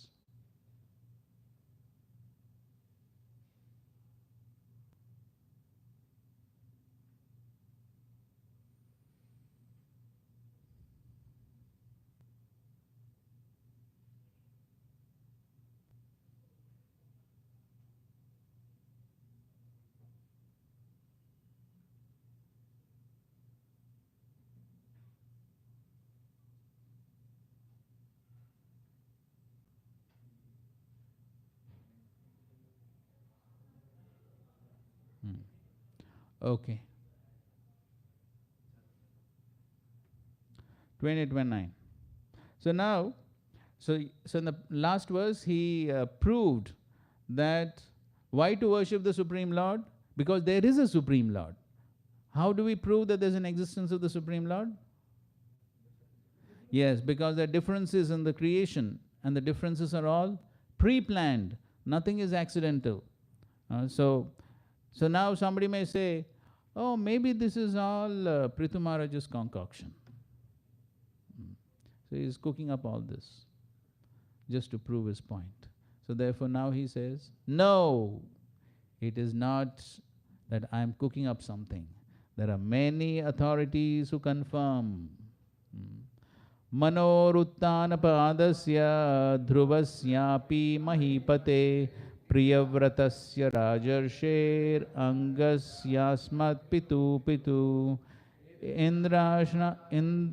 indrishanam athan yesham ajasya cha bhavasya cha praladasya balesyapi krityam asti gadabhrita.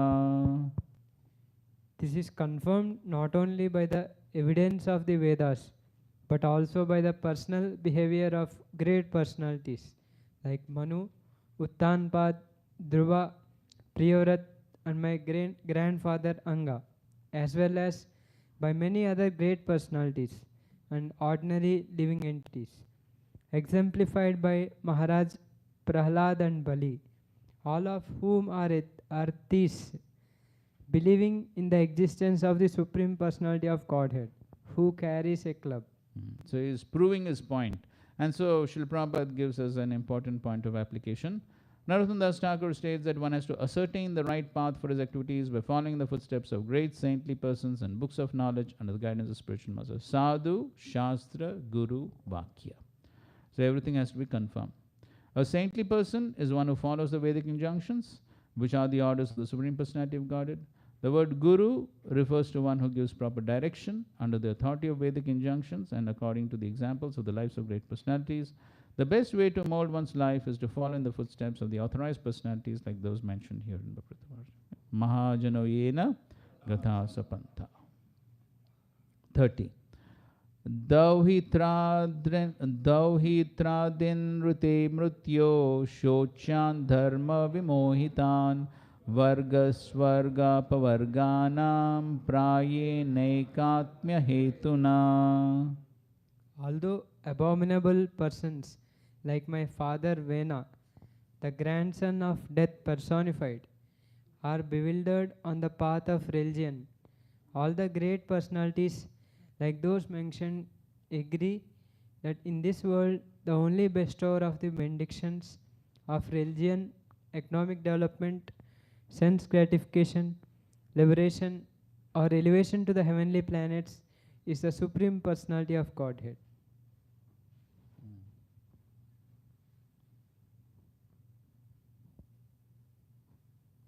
Okay. So here he's saying that although people like Vena are bewildered, but all the great personalities like those mentioned in the previous verses, they agree that the one who bestows the results of dharma, artha, kama, moksha or svarga is Supreme Personality of Godhead. So ultimately the Supreme Lord only gives all these results.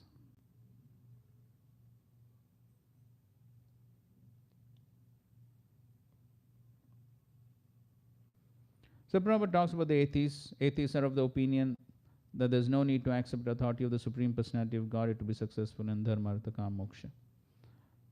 So he's talking about the opinions of the atheists. Next paragraph.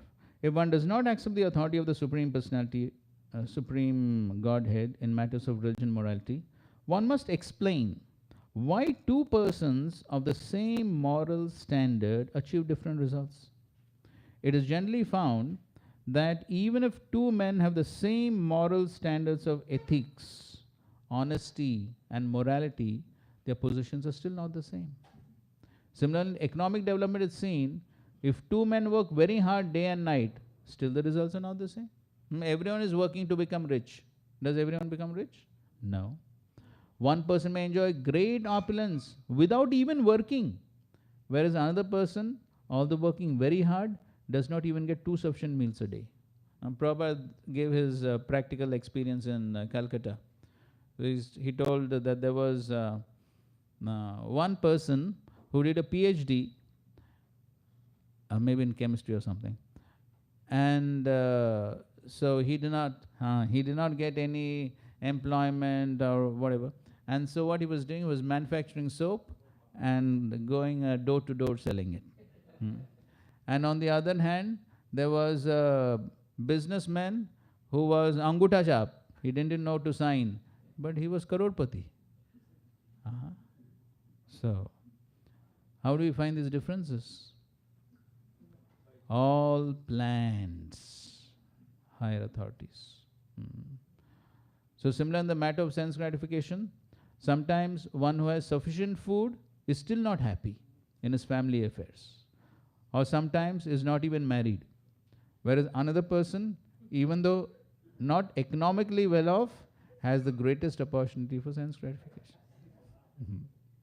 So Prabhupada says sometimes there's a very rich man, he can eat as much food as possible, all types of food, but he has got so many diseases. He cannot eat anything. So who eats? The servants eat. He's a rich man, so he is not able to eat anything. The servants eat. सब अपने अपने कर्म के अनुसार.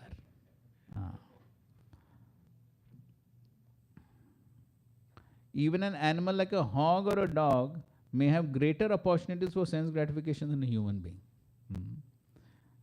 So aside from liberation, even if we consider only preliminary necessities like dharma, artha and kama, we will see that they are not the same for everyone.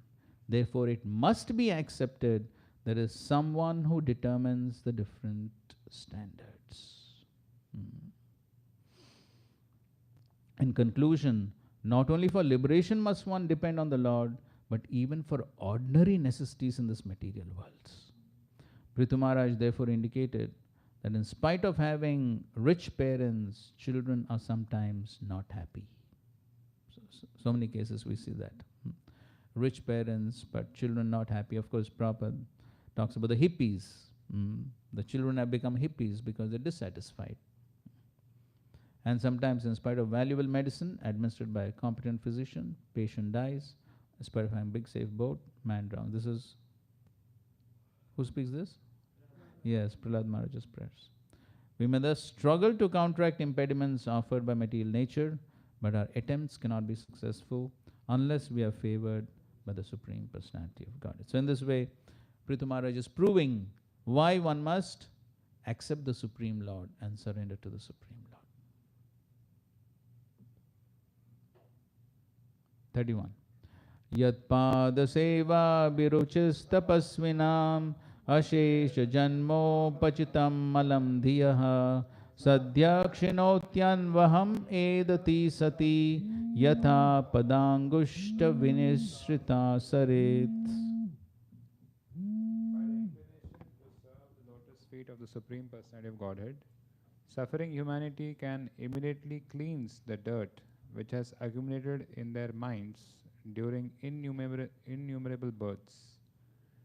Like the Ganges water which emanates from the toes of the lotus feet of the Lord, such a process immediately cleanses the mind, and thus spiritual or Krishna consciousness gradually increases.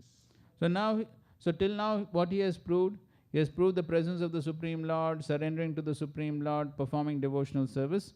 Now he is talking about the effects of practicing devotional service.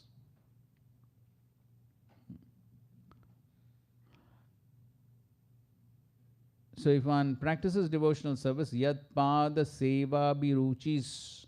So if one does seva for the lotus feet of the Supreme Lord, then the result will be tapasvinam ashesha janma upachitam malam diya sadhya kshinoti. All the malam, all the contamination within the mind will be sadhya, immediately destroyed. That is one effect. And the second effect is anvaham edati sati yatha padangushta vinishrita sarit. And then the spiritual or Krishna consciousness gradually increases. So these are the two effects of practicing devotional service. Srila Prabhupada is talking about Ganges water. A respectable Brahmana in Calcutta never took a doctor's medicine. Even though he sometimes felt sick, he would not accept medicine from physician or simply drink Ganges water, and was always cured within a very short time. The glories of Ganges water are known to Indians and to ourselves also. The river Ganges flows by Calcutta. Sometimes when the water, there are many stools and other dirty things which are washed away from neighboring mills and factories. But still thousands of men take bath in Ganges water, and they're very healthy as well as spiritually inclined. That is the effect of Ganges water. So Ganges is glorified. Therefore, Prithu Maharaj advises, okay, one sentence before that. We have seen that in spite of the very black record of their past lives, persons who take to Krishna consciousness become perfectly cleansed of all dirty things and make spiritual progress very swiftly. So these are two effects of practicing Krishna consciousness. One is cleansed of all dirty things, and second is make spiritual progress. Therefore, Prithu Maharaj advises that without the benediction of the Supreme Lord, one cannot make advancement, either in so-called morality, economic development, or sense gratification. One should therefore take to the service of the Lord or Krishna consciousness, and thus very soon become perfect man. Kshipram bhavati dharmatma. Being a responsible king, Prithu Maharaj recommends that everyone take shelter of the Supreme Personality of Godhead and thus be immediately purified. According to Bhagavad Gita, Sarvadharma Parityaj. Now another important point. As Krishna takes away all the sinful reactions of a person immediately upon his surrender unto him, similarly the external manifestation of Krishna, the representative of Krishna who acts as the mercy of the Supreme Personality of Godhead, takes all the resultant actions of the sinful life of the disciple immediately after the disciple's initiation. Thus, if the disciple follows the principles instructed by the spiritual master, he remains purified and is not contaminated by material infection. The important point is to continue to follow, then he can remain purified. Sri Chaitanya Mahaprabhu therefore stated the spiritual master who plays the part of Krishna's representative has to consume all the sinful reactions of his disciple. Sometimes the spiritual master takes the risk of being overwhelmed by the sinful reactions of the disciples and undergoes a sort of tribulation due to their acceptance. Sri Chaitanya Mahaprabhu therefore advised that one not accept many disciples. And this, of course, Rupa Goswami says in the Bhakti Rasamrit Sindhu. That one should not accept. Okay. So, okay. There are a few more verses of this section where he's talking about the importance of devotional service. And then, I think it's from 33rd or 34th verse, then he begins to speak about the importance of Brahmanas and Vaishnavas. And so we'll continue on the next class. Next class. Srila Prabhupada ki jai, Granthraj Srimad Bhagavatam ki jai, Samved Gaur Bhakta Vranda ki jai. Thank you very much. Hare Krishna. Okay, attendance.